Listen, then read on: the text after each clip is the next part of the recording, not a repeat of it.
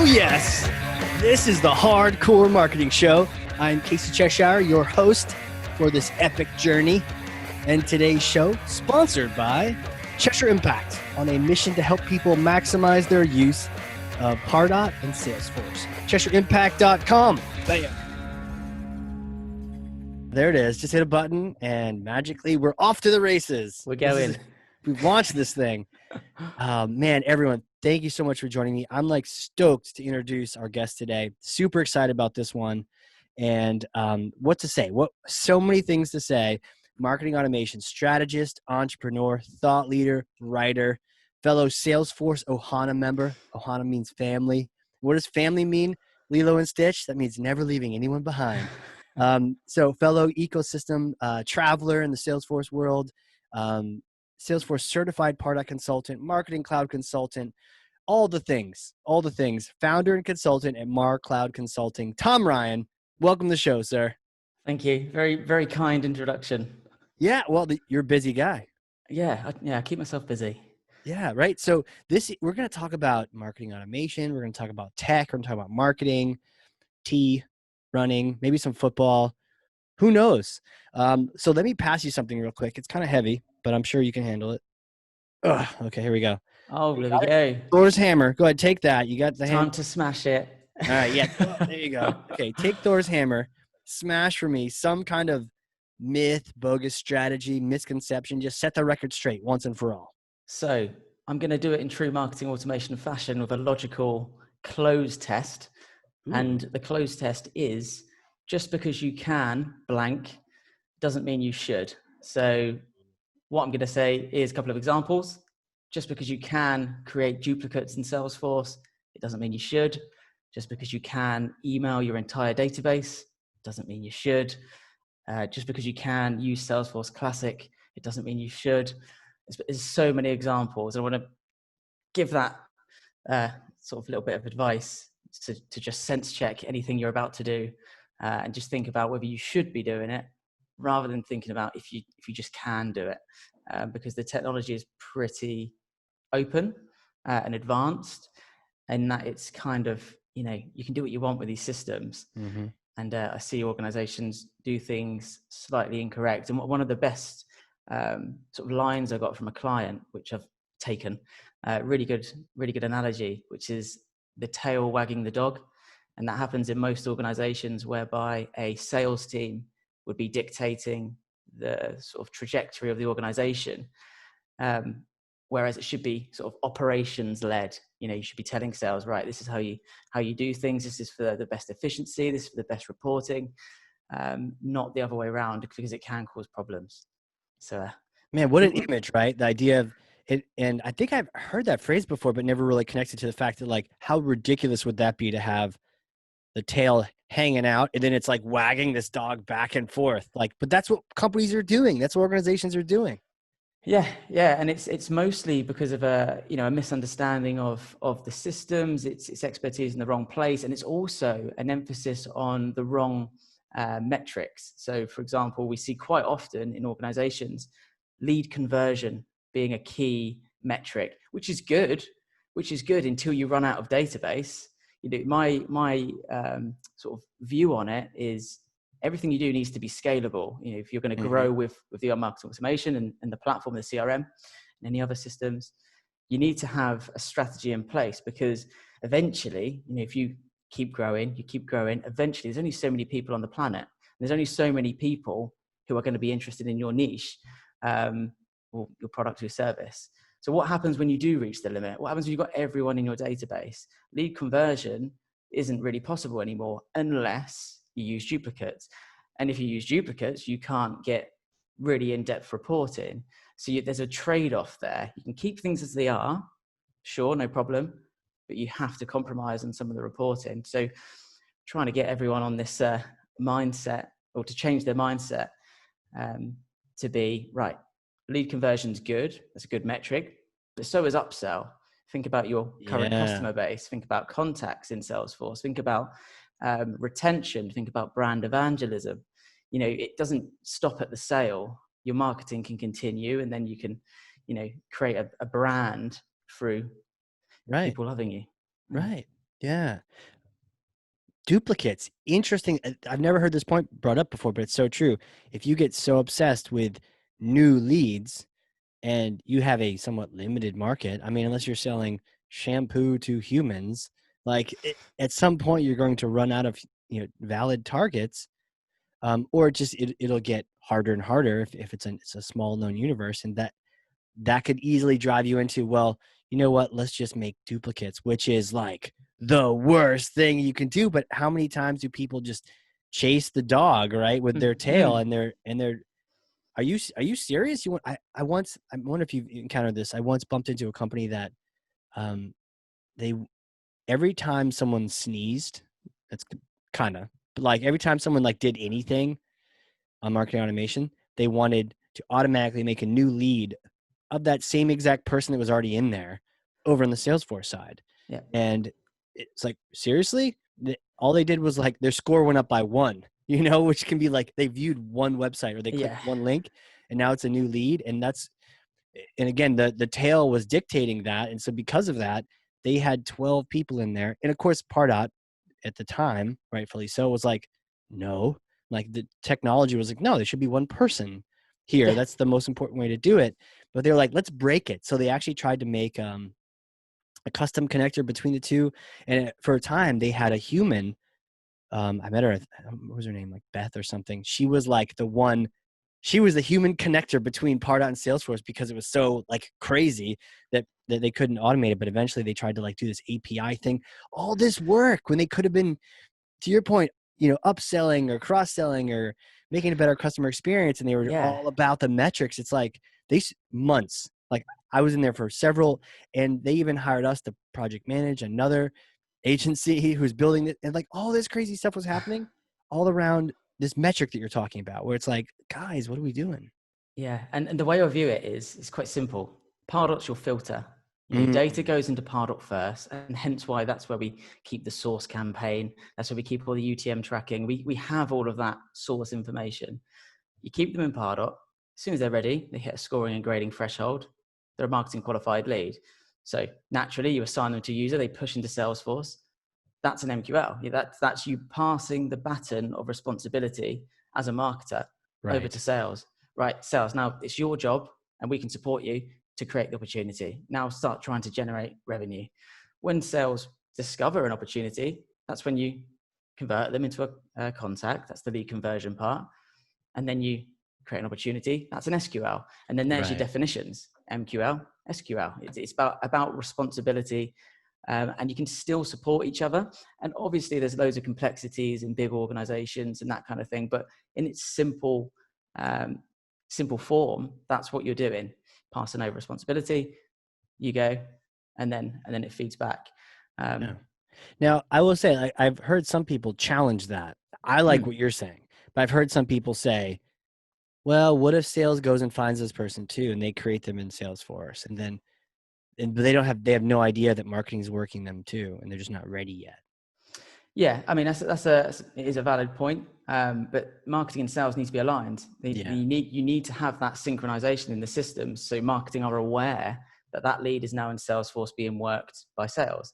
So sales, I've got friends in sales, and a lot of the time they get annoyed if marketing just send out emails to someone who they're speaking to. Right. But this is a perfect use case. It's automation. You can simply just check a box to say, please don't email this person. Mm-hmm. Marketing now know not to touch that person, and that's all you need to do. It's a simple bit of communication, but a lot of the time there isn't that.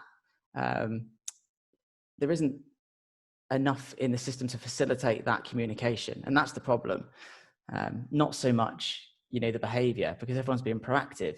Everyone wants the same thing, which is to generate more revenue, the company to do better, and for all of your reports to look amazing.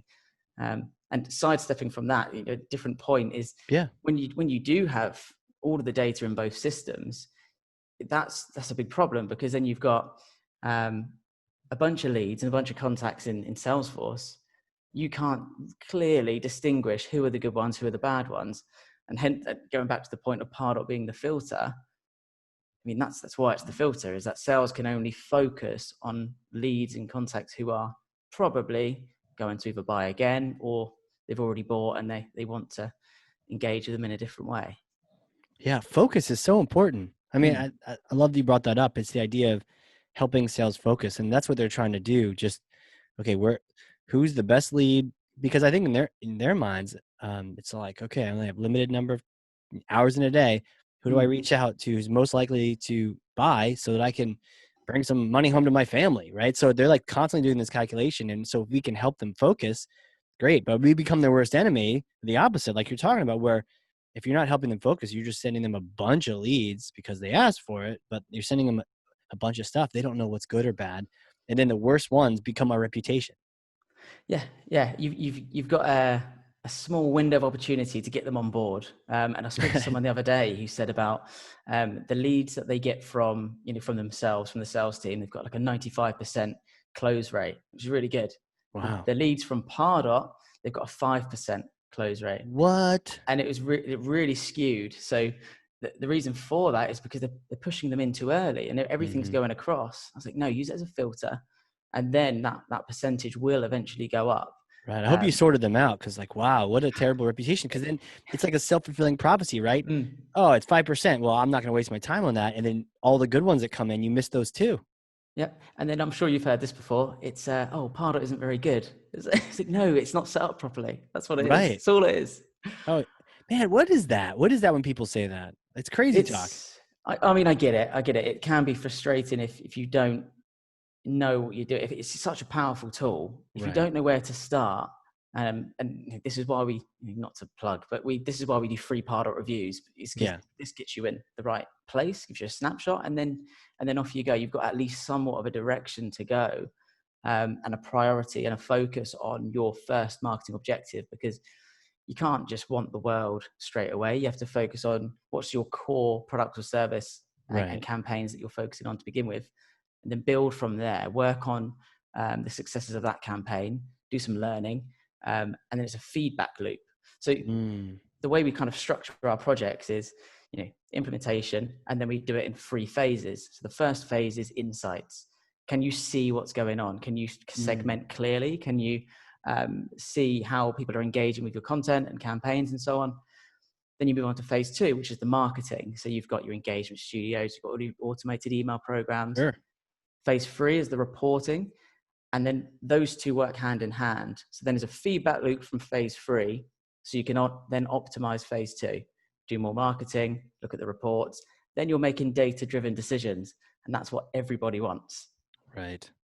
Data driven, not just like gut feel or, Yeah. you know, it's it's so crazy the distractions. I mean, I love that you have a order to the chaos because Mm. otherwise there's so many distractions, and the distractions go back to your very original point, which is just because you can doesn't mean you should. There's a lot of features in Pardot. Any marketing automation platform you have, there's a ton of features. They do that to either compete or just to make your life easier, or the edge cases that need to be taken care of.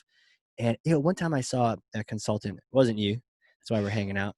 I couldn't hang out with a person that said this, but it was like, here's the top 10 most unused features in Pardot that you should use today. And it's like, why? they're Yes. just because they're unused is this is your point. Just because they're there Yeah. doesn't mean you should use them, and just because they're unused doesn't mean you should use them. You maybe shouldn't use them. Maybe you should, or maybe you should, but that's not the way to start, right? That's like the tail. Yeah, it's all about context. There's an amazing book by Matthew Sweezy. He works for Salesforce. Yeah. His book, The Context Marketing Revolution, is amazing, and it's just read that, and you'll be up to speed with marketing today. And it's such a good book, and it kind of destroys that blog really. That used to be like 10 years ago. Top 10 things you're not using right now. It's like, okay, amazing. I'm going to turn this on and turn this on, and then okay, I've turned it on. Now what? Now what? Yeah. Yeah. Yeah. No, Matt's a cool guy, man. That book is Mm. pretty sweet. I Oh, want him good to like book. keep churning them out like one a year. Just keep Yeah. it coming. While he's over there in Salesforce Tower, looking out over the lands, He's a busy guy. all the kingdoms. Yeah, busy guy. Man, what kind of things? Because you mentioned the duplicates. Yeah, maybe even just bring that up. Like, Mm. Pardot allows for duplicates now. Like, what Yeah, even happened? it's Why? really funny. There's a website I can't remember the name of it. But there's a website dedicated to Ampsia, which is the name of the feature, What does and that it's stand just for? Because it's kind of a funny inside. Joking. Allow multiple prospects of the same email address. AKA terrible idea. It's good in some cases. So Really? Okay. I yeah. need to hear this because I'm pretty biased against it. But yeah, I want to know where it does work out well. So we've worked with a couple of charities before, one of which deal with schools. So in schools, you don't really have a personal email address, or at least in the UK, you'd have head teacher at and the name of the school. And the large majority of emails will be like that. Same as the role-based emails, it'd be admin at, sales at, that kind of format. And in that case, it does work because there might be sort of 8 teachers using the same email address. Right. And it does happen, but that's not necessarily common. So I understand the frustration with the feature. In some cases, you might intentionally create a duplicate for tracking different things like devices, and it's very hard to pull examples out of the air because it is a tricky feature. I would say like most of the time, it's probably not the thing to be using. Yeah, I mean, when it came out, it was questionable whether people should have turned it on. See, I thought it came from the competition with Marketo. Like Marketo, by default, you could have duplicates. And so what ended up happening is people would come from Marketo to Pardot, and then it was like they were forced to clean up things. And I loved it. I know it was a little bit of friction point in the sales process, but wouldn't you like to spring clean your thing so you don't just like bring whatever craziness you were doing in Marketo over to Pardot? Yeah. But maybe there's enough people out there like, wow, I don't want to clean. I just want to shift programs, which is a terrible idea. And then they're like, well, to be competitive, we should allow this. Who knows what went on? But I was always like, oh, you Marketo people out there, I don't know. Again, it's the tail wagging the dog. Yeah. So it's tricky because it sort of falls into sort of data. Well, it is data relationship modeling. Ideally, in an ideal world, you want a one-to-one relationship, one person in Pardot, one person in Salesforce. But I think it does accommodate for when you do create a new lead. So if a salesperson was to go to an event, they meet someone, they input them into Salesforce, it then syncs back. Yeah. It's then down to the duplication rules in both systems to then find these people, Right. merge them if needed, and that can be quite useful. Interesting. Yeah. I guess you don't necessarily want to write off anything too quickly. But I think in the end, as long as you don't have a duplicate, that's the important part. As long as at the end of the day, like after things get sorted out, you see that single view of the customer. I think that's the goal. Like to your earlier point, what's the goal we're trying to get to? Yeah. So, I mean, Salesforce's vision is to have one view of the customer, and that's exactly what you want. If you were to, I don't know where your hat is. Where's your hat from? My hat? Yeah. Lucky. It's the Black Clover brand. I like it. So Lucky imagine hat, you buy a hat from Black Clover today, and then next week you go back and you buy another hat.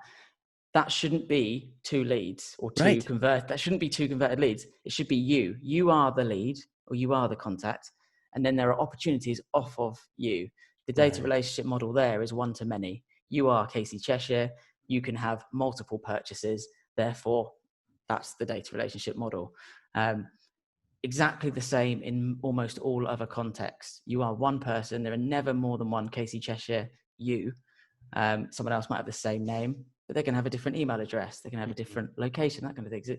It sounds like I'm sort of dumbing it down and saying this as if it's not obvious. If that makes sense. But you have to word it in this way to try and get the point across that one person is one lead or one contact under an account, and it's structured in that way for a reason because it works. Right. One time I was working with someone, and it was like healthcare, and they kept buying companies. And every time they bought, this was like a different than the other one, but every time they bought a company that had their own sales team, and then they had a sales team for each product, these like $1 million medical products. And so what you end up having is like a company made of 5 companies, and with maybe like 12 sales teams scattered across all these products. Each sales team wanted a lead to work off of, and it's like, okay. But what happened, which sort of brought us all into conversation, was they had sold someone some equipment for like $1 million. And the next day, the customer got cold called by 2 SDR reps treating them like they've never heard of this company before. Like, hey, have you heard of us? We're like the best. And the guy's like, twice now, I just spent $1 million with you guys yesterday, and you're treating me like a cold call. You're like spamming me instead of sending me a bottle of wine. Like, Yeah. what is going on? And they're like, That's unacceptable. That's yeah, unacceptable. I clearly think that's didn't sell quite any more to common. that guy, you I know? think that's probably quite common, because I think it Yeah. was last year, a recruiter reached out to me and said, we've got this amazing opportunity. There's a well-known, I can't say who it is. There's a well-known group in the UK.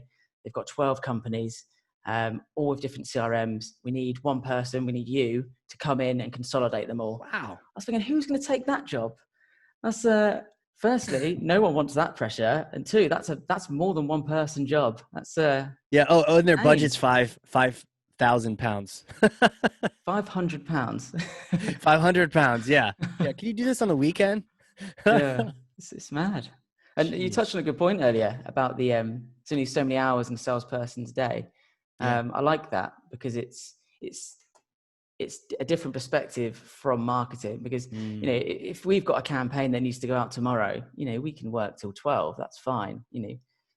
That's okay. Right. We'll put the hours in. But if a salesperson, they've got a finite window, they need to be as efficient as possible within that time frame, because if they call at 7 in the evening, the person's not going to be in. So no wonder they're so sort of focused on having a clean system and clean processes, and they haven't got time for all of this. Yeah. What they see as nonsense. When I had said that, I wasn't even thinking about the actual hours of the day. I was just thinking generically hours a day, like everyone has. But you're right; they have even less because you can't do that. You can't call someone in the middle of the night. Man, that's Well, that's you even could. smaller window, right? You wouldn't be very happy. Yeah. Yeah. Hey, cheers. Hey, how you doing? What? Out of my life. Somebody should try that. Oh, no, I'm not. It's not. I don't recommend it though. So don't say that you heard it here. No. I actually had a cold calling job years ago. Did you? And oh God, I quit shortly into it. I stupidly thought it was an IT account manager They role. tricked you. They kind of did, because the first month or two was training on, IT equipment, learning about the ins and outs of hardware. And they go, right, you're an account manager. Perfect. So I'm going to get inbound calls. I'm going to talk to customers. It's going to be all nice and relaxed. No. You've got to bring your own customers in. You need to cold call. I was like, brilliant. I'm not going to be very good at this.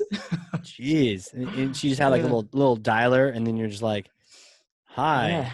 Yeah. They used to listen in on my calls. And he said, oh. Do you remember your opening line?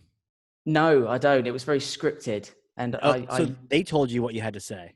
They printed out a script and they That's said, right, worse. say this. Yeah, say this, and say it with passion. So these are your words. Right. Yeah. I sound weird saying them. I sound weird to me saying them. It was unnatural.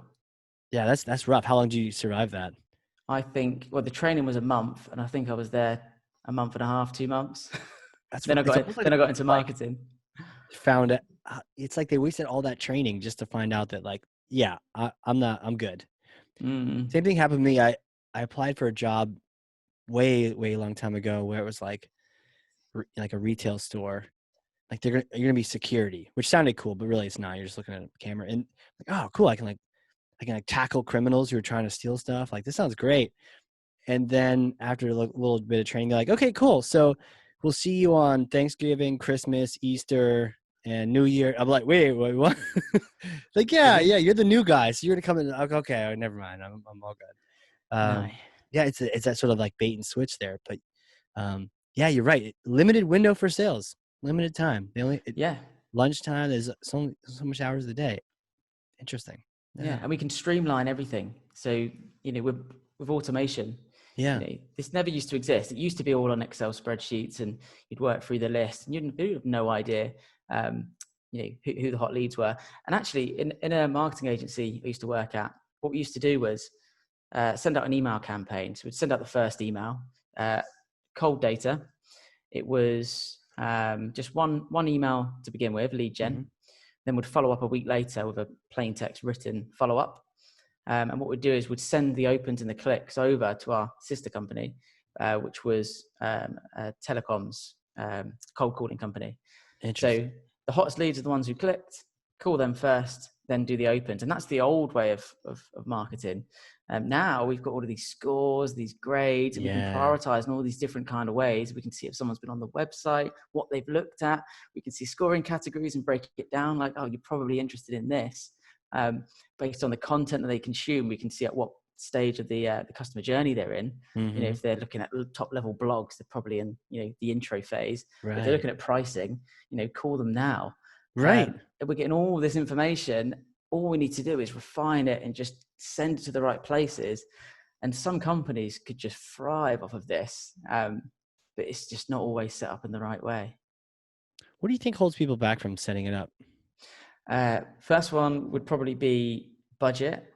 Second one would probably be just general change management, because it is a little bit daunting. If you're in, you know, a senior exec, and then someone comes to you and say, look, we want to change all of the processes to do with marketing and sales.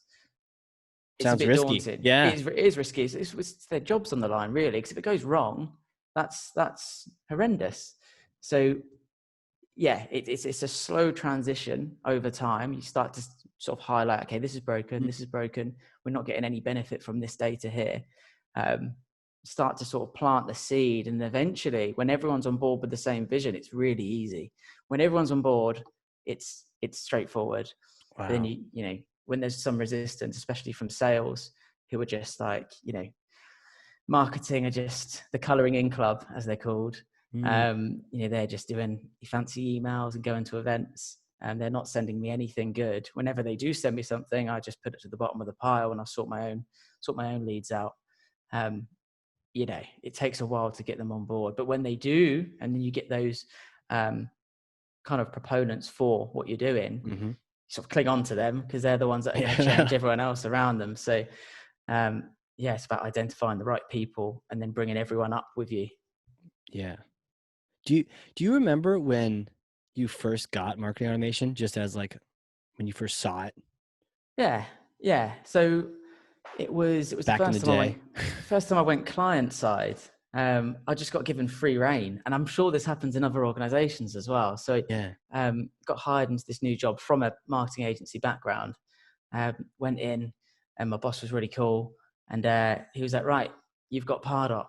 So I was like, okay, brilliant. So right, we're doing this. Go. So I had to come up with the whole plan, map out the strategy, and I had to work it all out myself. But I just took to it because obviously my background in you know, marketing and uni and all that sort of stuff, I just kind of got it. It was obviously learns along the way, but Sure. Yeah, it just kind of worked. And having that admin access where I can just do what I want and set things up, and we set up these really nice journeys for a fintech company. They had 3 core customer groups. You had your borrowers, your introducers, and your, who was the other one? Oh, the investors, the most important ones. Right. So we had those 3 groups, and we had like engagement studios set up for each of them. We had the content stages and a content hierarchy. We had campaigns. We set up. We had, you know, if you downloaded this, this would happen. Would notify sales, and it was going to be amazing. We mapped it out. We built it. Just as about to turn it on, company gets bought. Then we have to move off somewhere else. Jeez. But at that point, me and my boss just sort of joked around and said, "Yeah, we'll set up a Pardot Consultancy." Yeah. But that's how my first one was born.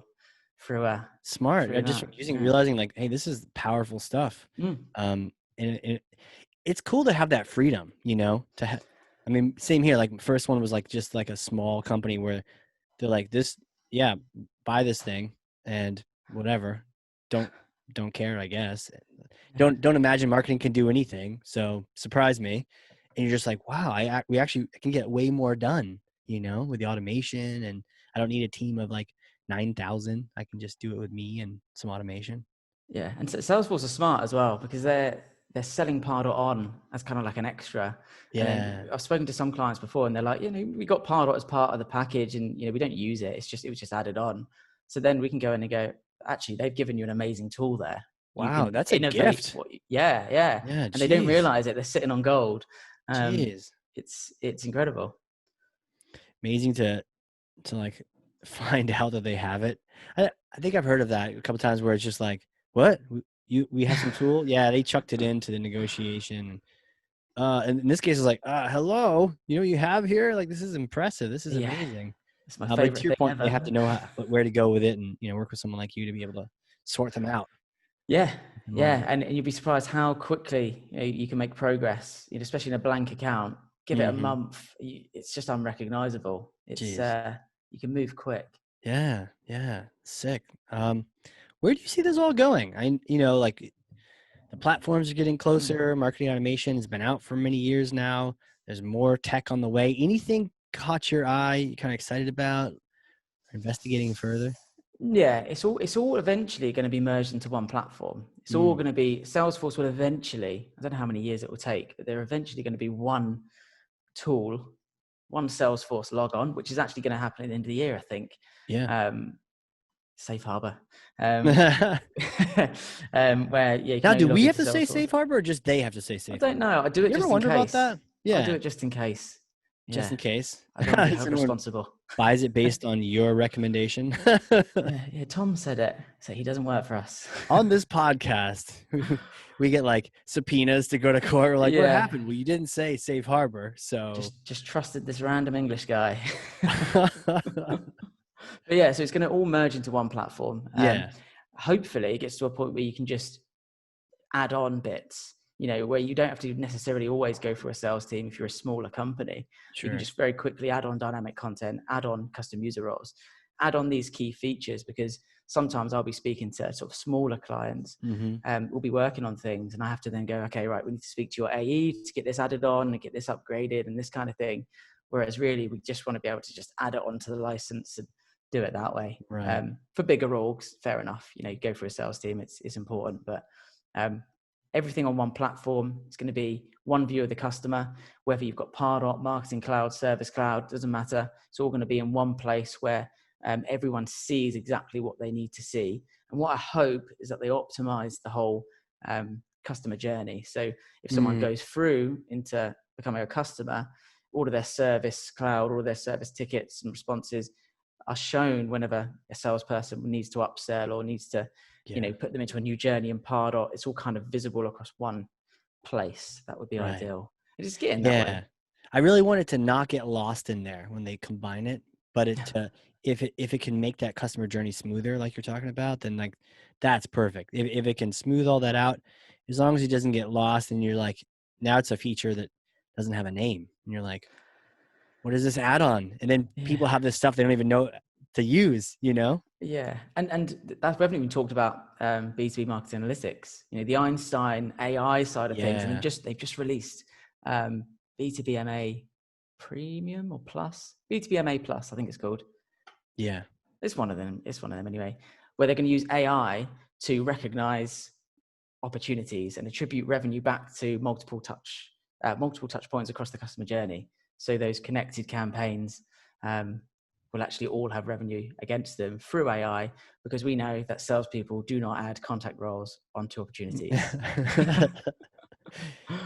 Not unless you're forcing them to. You're right. They don't. They'll find a way. AI is probably the only thing that can figure out multi-touch in any sort of logical reason or fashion, because there's so many touches. And I remember talking the other day with someone about how, like, they could have an epic VIP dinner where they spent, all day with a rep, and then the next day marketing sends a follow-up email, and then that email is the last touch and gets all the credit. Like, what? That wasn't it. And so it's so gray area in there that it'd be great to get it cleared up. Yeah. And hopefully AI is the way. That's going to be the way forward. AI. It's all techie. Yeah, but then what do we do? I guess we just go on vacation. Well, what I was thinking about this the other day, actually, and I was thinking, even in supermarkets, when you've got the self-service checkouts, there's always going to be a need for the guy who fixes them. Right. So that's kind of us in a way. Right. You always Scans need the badge, asks you your Yeah. birthday so you can buy the. Do you have that? Like, how old are you? I mean, the automated ones. Do you have them? The self-service. Well, You go up. even our self-service ones won't do alcohol though. So like it flags it, little light goes off, and then the person has to walk over and be like, "What's your birthday?" And you're like, blah, blah, blah, and they're like, "Okay." Or if you Always look old, needed. they just type in a number. They don't know what it is. And then that's how you get your alcohol. But I hear you. I think there's the pattern matching is what is the magic that I'm looking forward to seeing when there's gobs of data and you can't humanly sort through them all. without your biases too. Oh yeah, Mm. marketing. Oh yeah, sales. It's like, what are the patterns here? Letting an AI figure that out would be fantastic. But then to your point, now we use the human strategies of you and me. And okay, what's the best way to reach out? What's the best way to capitalize on this information now that we've had this pattern? Yeah, yeah, and that's a really good point. Humanizing data. So Mm, we may have got to the point where we get a little bit lost in records, and you sort of see John Smith. You don't really think about John as John. yeah, John is John Smith, and when you say it like that, it's kind of like, oh, he's just a record in a database. But right. if you start to humanize the people and imagine you're speaking to them as if they're in the room, and I'm going to confess something. Oh, About your email the other day about your webinar. I oh, almost replied to it which because one? it was reminding us about a webinar, asking for tips on the ABM or something similar, and Oh, it was was it written. the email? Like this month is email month. Is that the one? Yeah, I think so, and it was written so well that Mm, I thought you were emailing me, I was and sort no, of. you wasn't. It had unsubscribe at the top, and I didn't notice it until the last minute when I was about to press send. I was like, this is amazing. Like the way you wrote it, and in context, because we had this webinar meeting, Right. I thought you were emailing me, and that is exactly how Yeah. companies should be doing it, because I it almost felt, got you, but I didn't, and you oh, caught it, so I didn't get your reply. Oh man. it was probably in my drafts. I didn't Right. send it. You should send it. Totally. I told my friend Jake and my colleague Jake, and he said, yeah, that would have been embarrassing if you sent him that. He would have laughed. Well, Yeah. actually, I like it, and I reply back, and I start a whole Mm. email thread. But it's clever. That's how it should be. Yeah, it's That's totally right. And I mean, sometimes people will say, "Well, have the reply go to someone else," or have the. It's like no, like if it comes from me, I'll reply. And if it comes from someone else, they reply. I hate that no reply stuff. Uh, drives me Yeah, bonkers. yeah. My colleague Hannah, she's amazing on email. She hates it when if you use no reply out, or if you use marketing out, and rightly so. I think spam filters should get a bit more hot on that. It should come Yeah. from a person. Yeah, my favorite, personalized, because we're talking about like sort of personalized email versus a sort of corporate one, right? Is before Dreamforce every year. Unfortunately, we don't get that this time around, but before Dreamforce, I just kind of invite everybody to go drink a beer with me at Mm. Dreamforce, and um, that gets way more replies probably because of the implied beer and wine than just Yeah, what do you think about email? yeah, But yeah, yeah, I just love getting hundreds of replies from people just engaging and saying, yeah, let's meet, let's get a beer, I'm not going to go or whatever, and just engaging. I think to your point about the humanizing, we forget that John Smith, whoever that person is, sometimes they're just a number. You don't even see their name. You're like, oh, there's a number on that. I was watching YouTube and I saw that there's like 500,000 views of something. I was like 500,001, right? But it's like, yeah, huh, I had that realization that I'm with the 500,000, unless they cheated or something, is basically like my experience times a lot of people where it's just like an actual person sitting down going like, mm. this looks interesting, let me watch it. It's like, wow, if you really think about that, or listening to this podcast, people listening to this podcast, you like not taking for granted there's a number. Oh, only 14 people listened today or something. It's like, whoa, that's like 14 actual other humans just like Yeah. you and me who are like, yeah, let me check out this podcast today, whatever the number is. Yeah, and as consultants, we know how important time is. Someone Yeah. else's, time is valuable. It's what you sell when you go to work. You Hmm. get a salary and you have an hourly rate, and you're basically giving up a bit of your time in return for money. So Right. time is important, and yeah, it shouldn't be forgotten that even a single view on a video, that is one person viewing Yeah. viewing it. And back to my point on, just because you can email your whole database, it doesn't mean you should. This Right. is where marketing automation comes in, because you need to send the right message to the right people at the right time. And rather than emailing 2,000 people, why don't you just spend a bit more time focusing on 100 people? Your conversion rate will probably be it will be a lot higher, because you're sending the right content at the right time. Yeah. So if you shift your efforts more into focusing on the good data that you've got, then you've got more chance of doing well. Isn't that counterintuitive? Send It to less is, people and you'll get more yeah, and it results. is, but it's kind of the culture now. It's Yeah. the of instant gratification. A lot Mm. of marketers, fair enough, they get a lot of pressure from senior management where it's get results, give me X amount of leads a month. But that, again, it's dehumanizing the whole process. Rather than saying, get me X amount of leads a month, when you say, all right, okay, what have you done this month? What have you done? What steps have you taken to improve tailoring our message and helping with the overall long-term brand image? Because long-term, it's going to be better. You send one email every 2 months, it could end up being better than two emails every month. Absolutely. And that kind of gets into the whole ABM thing. Have you done a lot with that and Pardot and all the things mixed together? A little bit, yeah.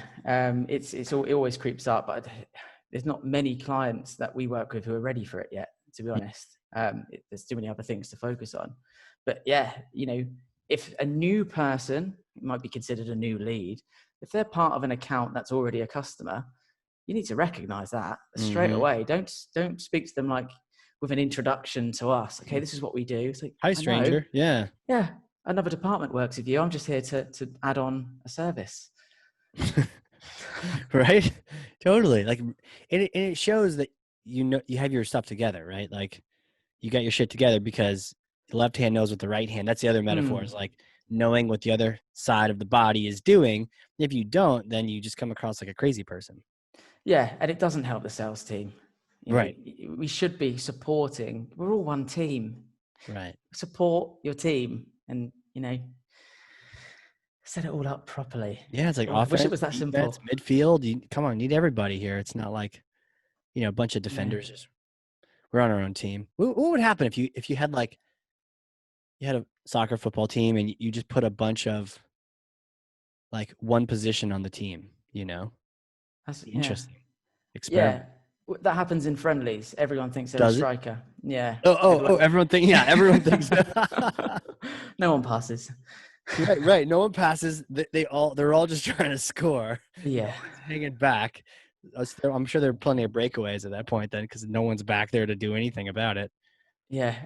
What's quite funny is I think it was about 2 years ago now. I remember someone, I thought it was a potential client, but they said to me, well, it's not marketing automation, is it? If I've got to set it up.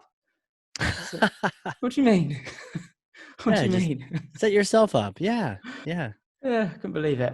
It didn't Well, go anywhere. what you could have done is, you could say, okay, well, you see here that this black box, and you hold up like a phone or something. This black box will automatically set up your Pardot for you.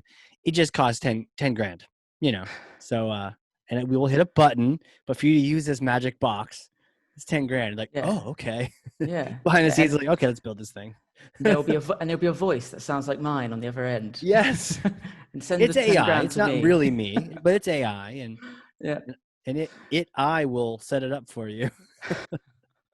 Man. Well, dude, who are you, Tom? Like, yeah, you've got all this experience, all this knowledge. It's clear you help on the strategy as well as the tactics. You've got intimate knowledge with the tools. Like, where did you come from, man? Take us back in time, like little Tom. Where'd you grow up? What was it like? Did you always want to be a marketer, or how'd that work? Yeah. So I'm from a place called Portsmouth. I know you've got one. We do. But it's the south coast of England. Grew up there. Nice place. It's an island. Not many people know that. Portsmouth is an island. I didn't know that. It's at the very bottom of England, and there are 2 roads that connect it to mainland England.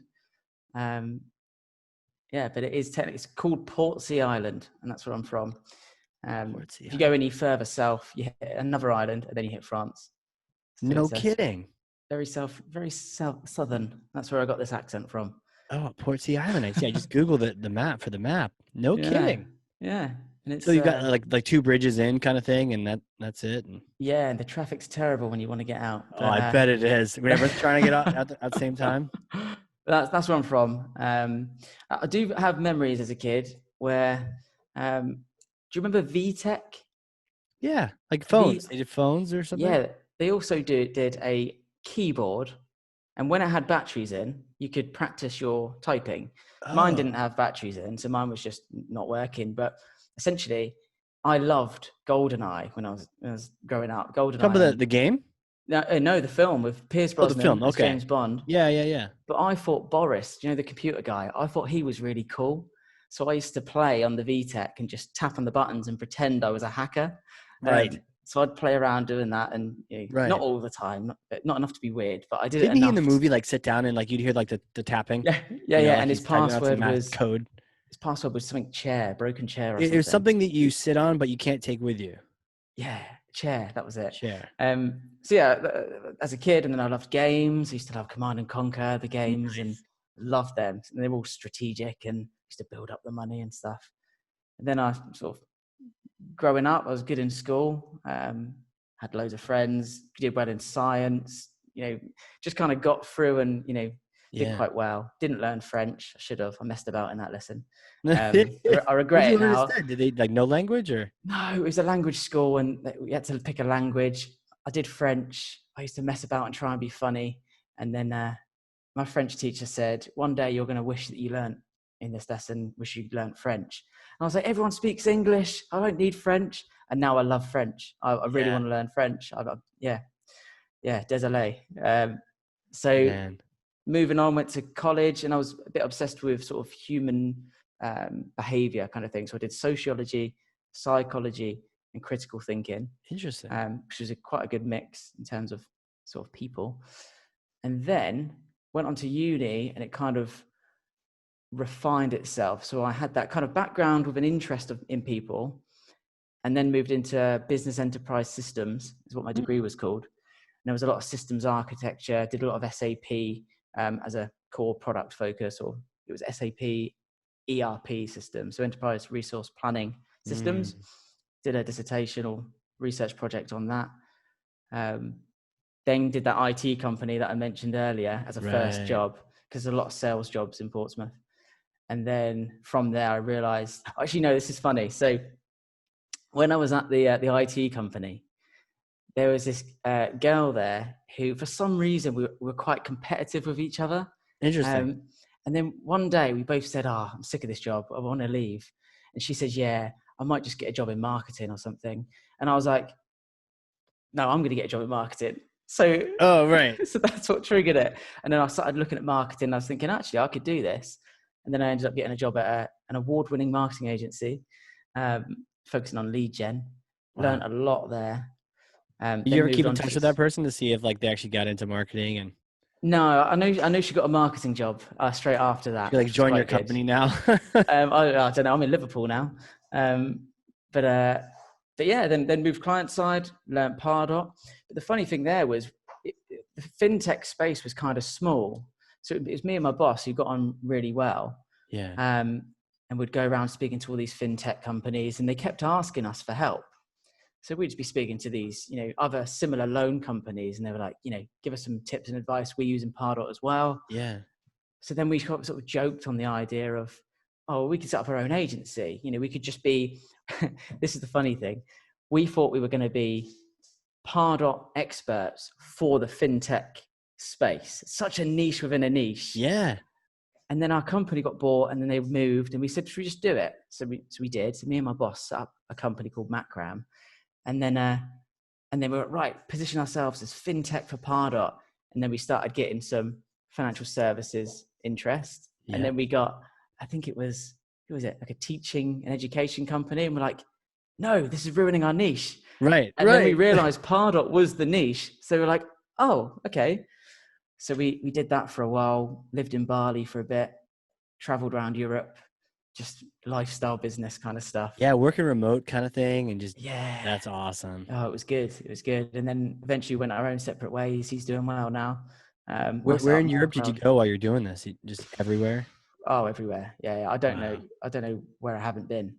Really? Most capitals in Europe, I'd say. Really? You think you've been to pretty much every European country? I think so. In Central and Western Europe, I'd say. Okay. I'm not showing off. I have been there. Okay. Here, I just Google a list. Okay. You just tell me Czech. Okay. Austria? No. Belgium? Belgium, probably. Oh, I've been to Belgium. Yeah. Bulgaria? Yes, been there. Croatia? No, I haven't been there. Cyprus? No. Czech Republic? Oh, this is embarrassing now. No worries, man. You're doing alphabetically. You got some places to go. You got some traveling to do. I've Denmark? been to Romania, and I lived in Denmark. Oh, you live? Yeah. See? By the way, this is, don't be embarrassed, because this is like 100 countries more than Oh, most people in the US have ever been to. oh, So okay. I've only mentioned like 8. Estonia, Oh no, I haven't been there. Finland, Finland, no, but I wanted to. I lived in Denmark, went to Sweden, wanted to go to Norway as well. That would have been a France. good one. France, been there. Yeah. Spain, I love France. lived in Germany, Portugal, Germany, yeah. Greece, Greece, yeah. Hungary, Italy, yeah, Hungary, Ireland, yeah. Been Ireland, Italy. Italy, yeah. Been See, there. you're doing fine, man. Just a couple of Yeah, the I've early done all right. ones. That was a bit of a Latvia, shaky start. No, I I haven't been know. to Latvia. No, Lithuania, no, and that was on one of my next places to go. nice. Lithuania. Yeah. Luxembourg, No. maybe it's right next to Belgium. I think it's just like No. right tucked They in do there. good chocolate. Yeah. That in Malta, Belgium. Well, yeah, been to Malta. Netherlands. You mentioned that one. Netherlands is good. Yeah. Poland. Yeah. Oh no, no, no, no. I haven't. I haven't got Oh, Polish friends. that'd be Yeah. interesting. Yeah, hit a Poland. Portugal, Lived there. Yeah. right? Like, by the way, the fact that you lived all these places is just super badass. So, Yeah. I'll tell you what. Denmark was my favorite. Copenhagen is amazing. really, Really, really what nice. about Yeah. it? Oh, it's just everything, the culture, the people. It's not that busy. It's a Yeah. beautiful place. Like architecturally, it's amazing. It's just a phenomenal place. I love it. Wow. Yeah. Mm. Let's see. Romania. Yeah, Romania. Romania's good. Bucharest is good, Oh, okay. and it's Dude, got the second biggest spa in Europe. really? No kidding. Second biggest spa. Spa, THERME, Terma? spa. Terma Oh, it's spa? good, and it costs £20 to get in, and it is phenomenal. Like for all day or whatnot? Yeah, Like a yeah, for day pass? all day. Yeah, it's Sounds really worth good. it. Yeah, I'd Um, go back just for the spa. See, what I'm going to do is I'm just literally, before I go anywhere in Europe, one day when all this is done, all this COVID Oh craziness, yeah, true. I'll just hit you up, be like, okay, I'm thinking this Yeah, country. I'll meet you Been there there. yet? And what should I do? Mm. Slovakia, No, Slovenia, no. Spain. You said yes, Spain, yeah. and Everyone's been to Sweden. Spain. Yeah, Sweden. So that's probably like 80%. I mean, it's it's pretty Pretty good. good, pretty good. But you should probably make it a mission to get all of them, so you can just be like get a little EU stamp somewhere. Well, there's those scratch maps. Oh Where you yeah, sort of yeah, scratch yeah. off where you've been. I might get one of them. You I'm not. should. I'm not trying to show off. So I just, yeah. Guess where I've been. The new term is like flex. I'm just flexing a Yeah. little bit. Like, yep, I'm Yeah. strong. Where would you go that you haven't been? Like, what's high on your list, even like outside of Europe? Yeah. I think Tokyo, just because culturally it's quite different. Yeah. Um, So you haven't been to I think Tokyo yet? never been. No. Oh, dude, it's awesome over there for sure. Really? Yeah, Been. yeah. But you know what's crazy? The subway, the tube, the stops, they don't have transliterated names in like how they sound. They just have the kanji.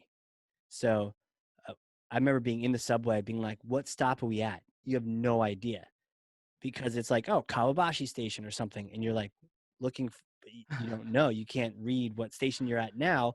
So to know how many stations you need to go. So the hotel will give you a map with it like sort of sounded out underneath the kanji.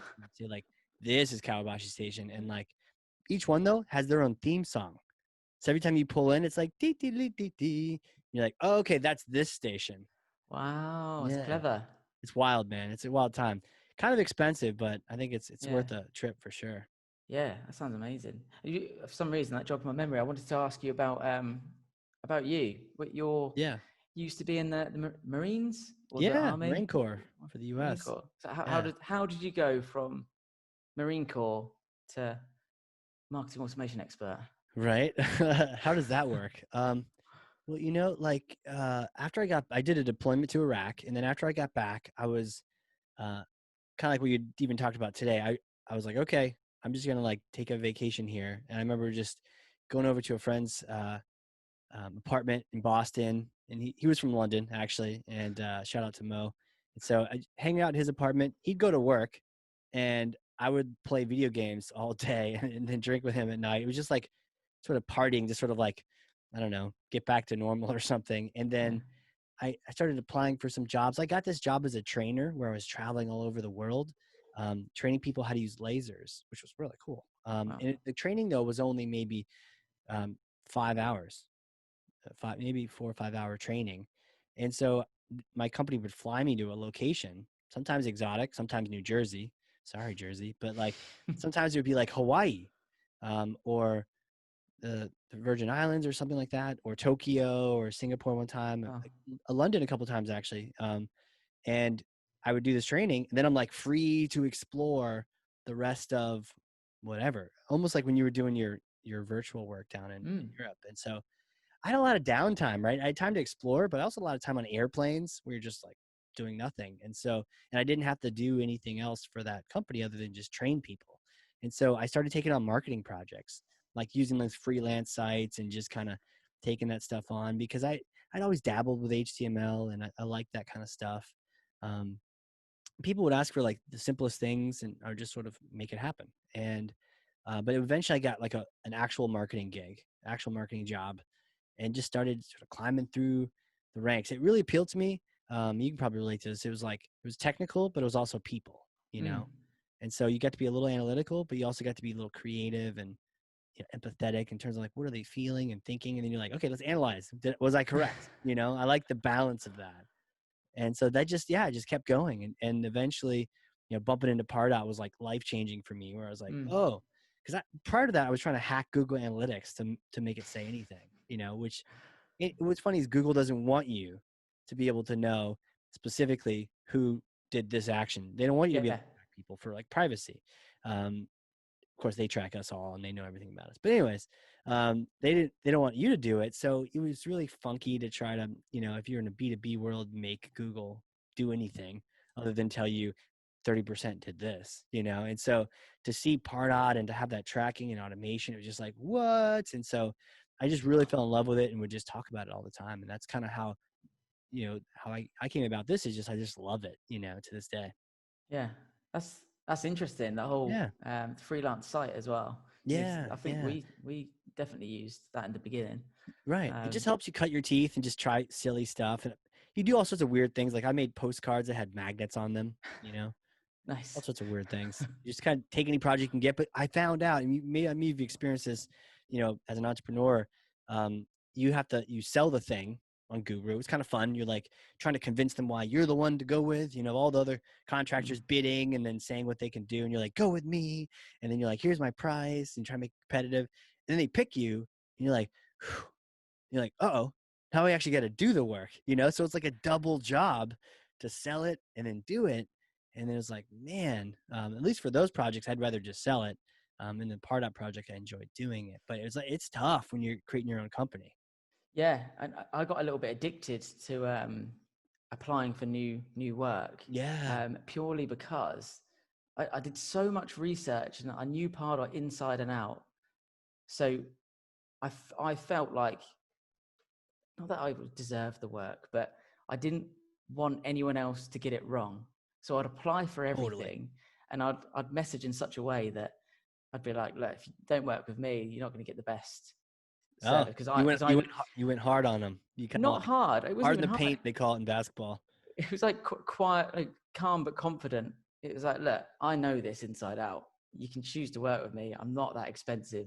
It's a no-brainer. Right. And I won a lot of work in the beginning just with that approach, just because I was so confident at like, I know this. Yeah. But then quickly it was just me. I'd be working like 12-hour days Tell me about it, man. constantly. I'd Yeah. enjoy it. I'd Because enjoy you were it. good But at that worked, right? mm, People want that confidence. They don't want, well, I think I could probably pull this thing off. Like, you know, give me some money and I'll try. You're mm, like, I can help you. And they're like, take my money. But now you got all this money, but now you got all this to-dos and work. And yeah, and yeah, it's the right way to be, I think. I yeah, didn't try and go cross-platform. I didn't want to try and learn HubSpot or Marketo. It was I wanted to be an absolute expert in this one thing, which I know is valuable to X amount of businesses. So I'm going to be amazing at this. hmm, Um, I didn't want to sort of spread myself too thin on other platforms. I think I've made a good decision, really. yeah. It's worked out quite well so far. Yeah, no, it seems like it. I mean, you guys are kicking some serious ass over there. Trying to. Don't come to America. We're gonna have to throw down. No, no, no, we won't. We won't. It's I'm just teasing, man. yeah. Um, I think I I tried to go to the UK at one point. Had like CheshireImpact.co.uk or something like Oh, that. nice. It's just tough, you know. It's tough. There's different countries. It's taught different language. It's the same language, but it's different, you know, in cultures. And so, Culturally, laws, yeah, you really it's got to yeah. commit, you know, Mm. for sure. So I'd much rather have a partner like you over there than try to figure things out for Yeah, sure. let's team up. I got a hypothetical question for you. Okay. I might have a time machine over here in New Hampshire, not to be confused with the Old Hampshire and the Old Oh, Portsmouth. my Hampshire. Your Hampshire. So in my New Hampshire, I may have a time machine in my backyard covered with a tarp. And let's say COVID's all done. You come borrow my time machine, right? It's kind of funky, though. It only goes back in time to a certain point. Really, it goes back to right about where you graduated from university. You're starting your career. And so you can go back in time and talk to yourself. What kind of advice would you give yourself? What kind of pointers or recommendations would you tell yourself? Um, I'll probably tell myself to just focus on absorbing more from more people.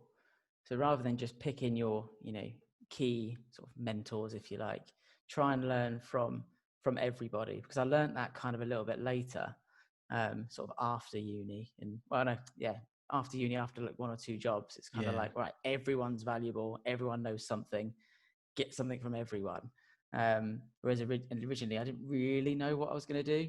That's why I took the sales job. So, um, it worked for what I did, but Hmm. I think that would be a key tip. Learn from everybody. Everyone's got tips. Try and sort of weed through all of the bad information that they're going to give you and just contextually make it accurate for you. So that would be the first one. And then the second one would have been to, get a few more certifications in like project management and just be a bit more confident on that front, because to begin with, I wasn't that confident at managing projects. It's kind of something that I've picked up along the way. And I like to think I'm pretty good now, but I can always improve. You know, it's a great point around the project management. If that's your game, like if you can, because like I'm not so good at managing projects, but I got people on my team who are like fantastic at it. So it's like, you know, knowing your strengths, but even being dangerous enough to know, especially when you're a single, you know, you're like a singlepreneur, right? When it's just you crushing it, trying to earn your stripes, like to know what is the best efficient way to manage these projects. I'm sure you were kind of coming up with it on your own, and that's what I had to do. I sort of like figure it out, you know. But it would have been cool to learn some of Yeah, honestly, you should have seen some of our early proposals. They were that. horrible, horrible. I think some of them were on Excel spreadsheets. This is the Wow. cost. This is the hours. But people like genuinely accepted that. Right. If it was me now looking at that, I would have gone, right, have another go, and and firstly add in 10 times more information. Right. Don't put it in an Excel format and present it nicely. Um, it got me so far. Now it's That's all funny. presented nice, and I've learned from it. But some of the stuff was executed poorly. Um, the work was good. The Pardot work Yeah. was nailed Of down. That course. was great. But it was all the businessy stuff. The It was like businessy stuff. Yeah. proposals and you know that kind of stuff. And project management's a skill. It's a It really is. really tricky thing. Yeah. It's funny you mentioned the Excel proposals. Some of my early ones were PowerPoint proposals. Oh, no So one like, reads them. That's the worst thing. It's like you go to the one slide with the pricing. Okay, how much does it cost? And right, then it's so hard right. to. But like my last slide, the all I had for legalese was like, this agreement is signed on this day, and all the above slides, all the above stuff. Signature line, signature line. Like nowadays you get the attorneys in there and they're, you know, 3 pages of MSAs and all sorts of, you know, stuff so you don't get sued into oblivion and those kind of things. But back then it was just like, all that stuff, yeah, let's just agree that I'm going to do that and you're going to give me money. Is that cool? You know? Yeah, I Like, mean okay. that's all it is really. But Yeah, it's funny how it evolves into it does. something that you never thought it would evolve into. Right, right. And I always tried to keep it simple language, but then lawyers always like fight that and make it really complicated. Like nobody can read this, but you're really safe. Oh man, it's tough. It's so tough. But that's really solid advice on terms of absorbing more from people. Yeah, I And mean then it's yeah, something you can apply to everything. Like right, even if you're dating, that's a key yeah, one. If you're dating, if you're going to go on a date, even if you know it's going to go horribly wrong, just learn something from that person. You're going to be better off either way. You Sure. know, it's every situation you can learn something from someone as long as you ask the right questions and you're prepared to listen. Right. I used to, like, by the way, podcasts are great for that. I don't know if you thought of doing one.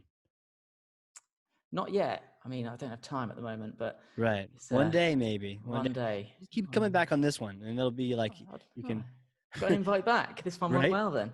Yeah. Exactly. You get to come back for sure. Good. But the reason you brought that up is I used to, you probably do this with clients too, where you think like you get a big logo in, or you're interviewing someone with a big logo, and you're like, whoa, this is going to be the most exciting. But sometimes those clients aren't the most exciting, right? Sometimes it's that small company, no one even knows their name, whatever industry, manufacturing, some kind of random thing, and you're like, that was an amazing project. We actually got a ton done. It was exciting. We were cutting edge, and it wasn't some big, the ones you put on the slides, the ones that, oh, look at what we did. It wasn't those. It was these smaller, nimbler companies that were kind of just trying stuff out and hustling around. Yeah, I love them. The sort of medium-sized companies because it's more exciting. Yeah. It's more of an SME sort of startup feel. Yeah. All of the staff are always excited and on board of where their company's going to go. Right. I think that you have to have those big logos because it's like this is how far our business goes. Yeah. We still focus on the medium stuff, but these are the ones we're Right. going to show off and say, look, we're capable of getting X, Y, Z clients. Right. So then the medium ones think, oh my God, if you work with them, you can work with us. Right. But yeah, I enjoy those clients the most. And so for the podcast, same kind of thing happens for speakers. Like you never know who you're going to talk to, whether it's a famous author or CMO, one of those larger logos. And sometimes it is just amazing. Like I talked to a professor from Wharton, and you hear Wharton's pretty cool school. Yeah, Peter Fader is the man. And he just, like, my brain was on smoke for an hour and a half, and it was amazing. But sometimes it's that person no one has met yet who just blows your mind. Talked to another guy, actually around you, I don't know, somewhere in the UK, Femi. I got to introduce you to him. It's all about combining agile and marketing, but he actually knows marketing. He's a marketer. He's like, so many agile practitioners are like, IT practitioners. They don't actually know marketing. And he's like, that's a mistake. And he wrote the book on it, but he's over in your area, and it's just like, wow, this guy's amazing. And so you never know, to your point, like I've been reminded over and over again, you never know who you're going to learn something from. Yeah, I think that's important. It's remind me to meet him or speak to him. Yeah, I will. I'll Sounds cool. introduce you to him afterward. After the show. I made a note of that here. Crazy, man. So you keeping busy right now, even during COVID? Oh yeah. So as you can tell, we're back in the office. Oh, nice. Yeah, social distancing. The UK, it feels relatively back to normal-ish. At least from what I can remember. I've kind of forgotten what pre-COVID life was. So like people wearing masks outside and stuff, or no? Yeah, it feels like it's very responsible. I'm in Liverpool, and people in the north are very friendly and laid back, so it's not so more so than the stressful out south. there. Is this where I learned the ins and outs of England? Yeah, I'd say so. There's a common thing. The north are very friendly and laid back. The southerners are sort of cold and stern. It's kind of the opposite over here in the U.S. Oh, really?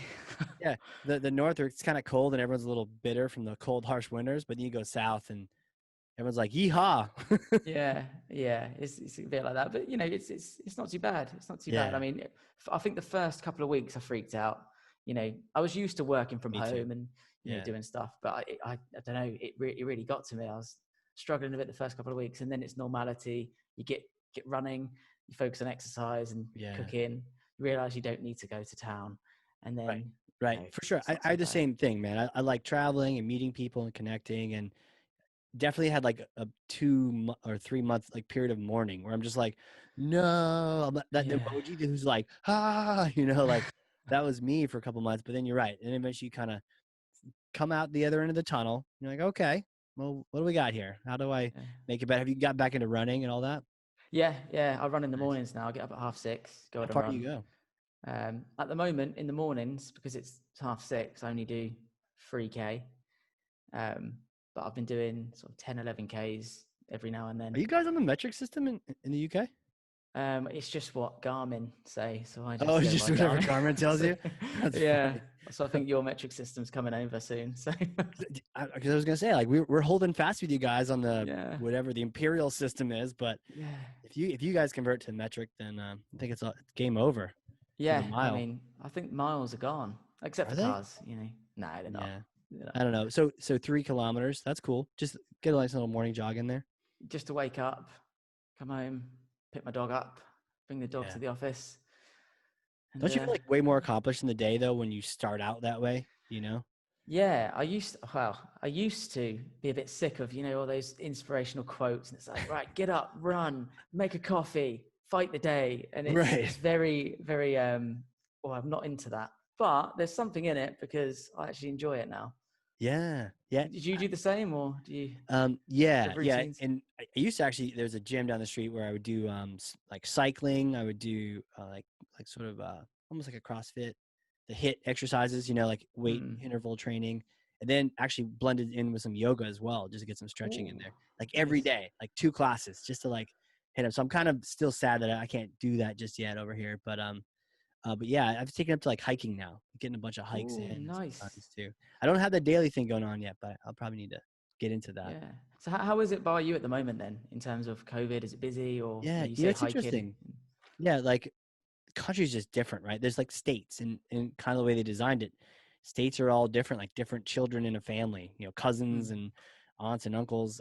So New Hampshire is actually doing really well, probably because we don't have too many people, don't have too many people up here.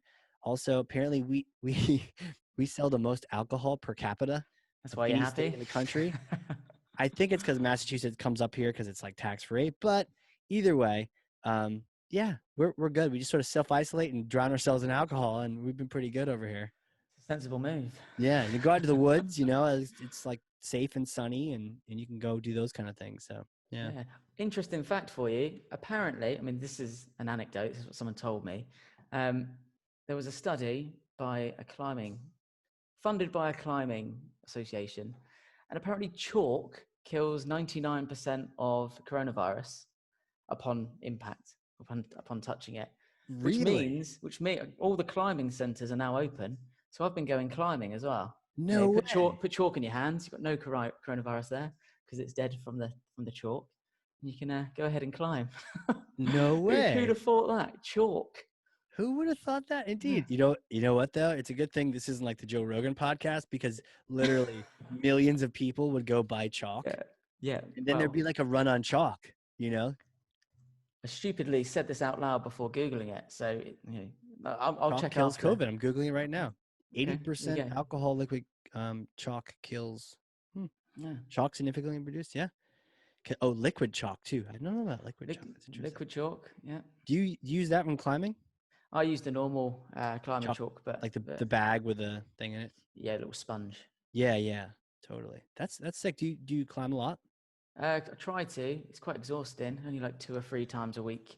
Right. 3 times is pushing my luck, but it's Have you ever very, done any very good. kind of adventure, any kind of climb I outside of it? climbed outside for the first time last month, Oh, no and kidding. it's a different kind of fear involved, but it's actually so good. Such a Yeah. sense of achievement, even if it's a small wall or like rock wall. Very, very, very rewarding, I think. What was different for you between the two? I think it was just the danger element of it. You're not strapped in still. You're not gonna. You can fall on a mat still. You can still place that there, but it's kind of very real.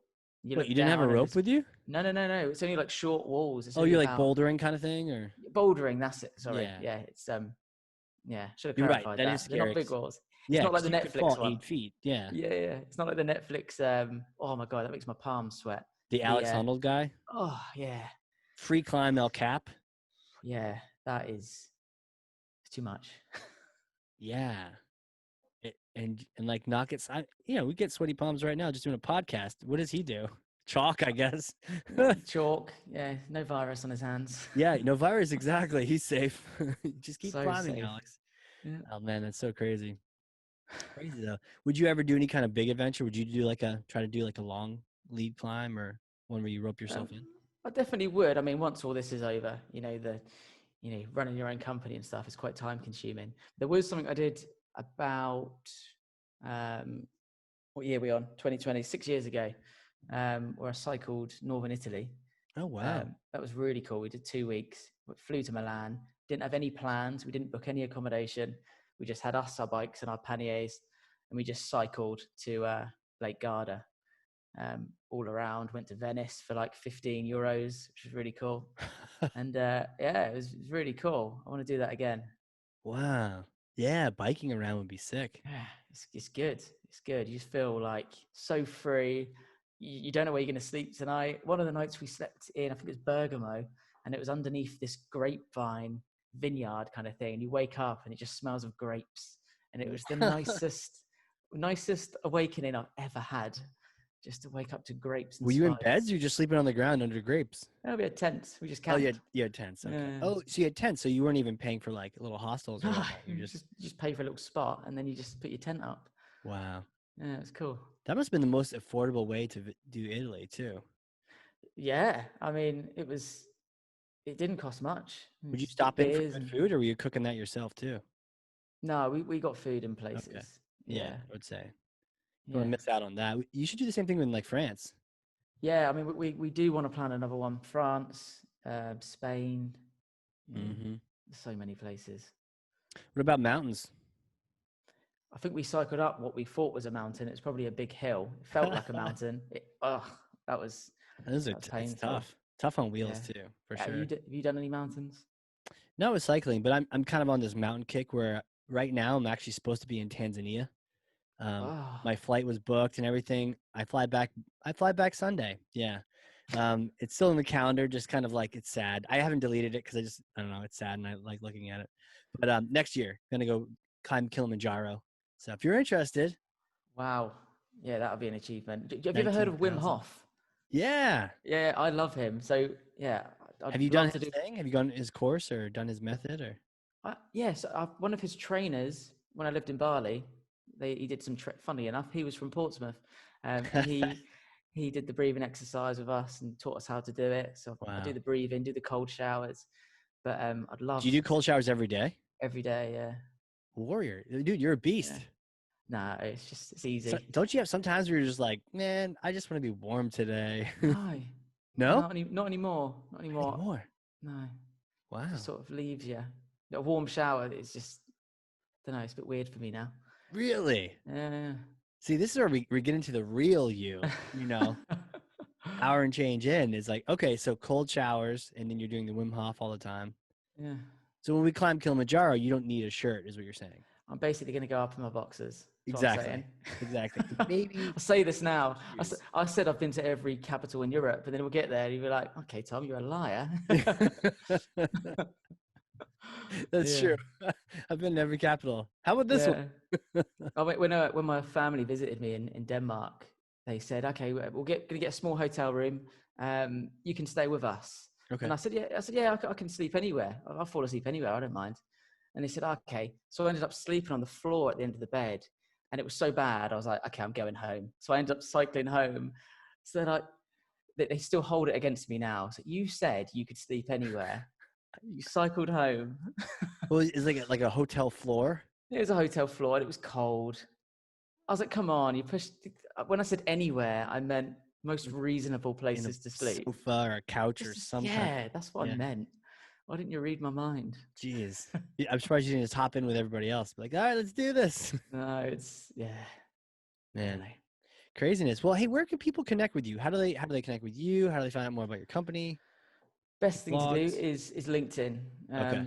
Find me on LinkedIn, Tom Ryan Pardot, or the website, so MarCloudConsulting.com. We've got a blog. We have a lot of what I think is good content. We get good feedback from it. Definitely sign up to the newsletter. It's lots of Pardot specific content, although we do a tiny bit of Salesforce as well. Just strategy and how to use Pardot. Right. Oh no, strategy is so critical, man. That's fantastic. Well, sweet, dude. I mean, thanks for hanging out with me. This was great. We just kind of hang out, talk shop for a little bit, talk about freezing your butt off. I'll text you next time I do a cold shower. Yes. Let me know how it goes. Wait up. Give the breathing a go as well. Yeah. That's Do you do that before you hop in? Yeah. How do you do that? no, no. I mean, you take a couple of deep breaths, and then eventually your body just adapts to it. So Okay. it's really strange how it works. The first time you'll get the cold shock. The Yeah. next day you do it, it will be a lot softer, and then eventually you'll just be normal. So any tips for doing it, or you just got to brave the first one and then brave it again? And then, Tips for doing it: focus on your breathing. hmm. Try and relax. It's just cold. It's not going to hurt you. I mean, you used to be in the Marine Corps. I know. You'll be Here I'm fine. acting You'll like a be baby, fine. right? You'll be Cold water. fine. Yeah, I can do it. True. It's true. I've gotten soft. I need to get back to my Marine Corps days. But now with your tips, now with your takeaways, I will become super. You will be fine. Just do an ice bath. Go all in. Oh yeah, ice bath, even worse. Just sitting in there, Get the feeling cubes. all the feelings. Don't even put water in it. Just wait for the ice cubes to melt a little bit and then get in. or put salt in it, so it's over frozen. It's like colder than frozen, and yeah. Now we're there. We're just drop some kind of cold machine in there that just keeps it cold. Let me know how that goes. I will.